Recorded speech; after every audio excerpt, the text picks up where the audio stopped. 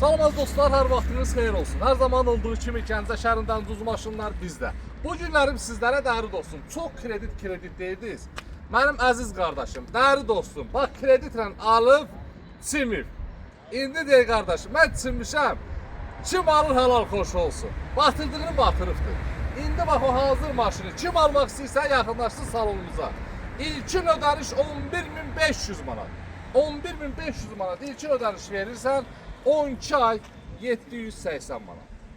12 ay 780 manatdan, yəni nağdı da bağlasan faiz düşür aşağı. Ödəniş edirsən 2011-ci ilin F10'una sahib olursan. May ayının 15'i çəkib paylaşırıq. May ayının 25'ə qədər vaxtı var. 25'dən sonra xahiş edirəm. Yığmayın ya deməkdir ki, yəni maşın satılacaq.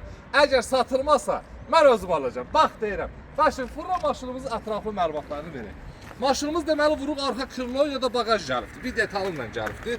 Salon sərgəlidir. 2011-ci ildir. Hal-hazırda maşınımızın problemi yoxdur. Lüb konsolet işlək vəziyyətdədir. Gül kimi təkərlərinin 4'ü də yarım şpor. Bəli, yarım şpordur. Demək olar yarım şpordan da arası yoxdur. Maşınımız sərgəlidir. Gözəl qardaşım. Sənədlər qaydasında hazır kredit. 17.500 manata üstə oturulan bu maşın bu günlərim 11.500 manat. Ver gəl apar. Yolunuzu gözləyirəm.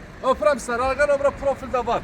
May ayının 25'ə qədər vaxtı var. 25'dən o yüzden inşallah qalmaz. Öpürəm sizləri. Bağla getsin və ünvanımız Gəncə şəhəri. Yarmarkanın yanı.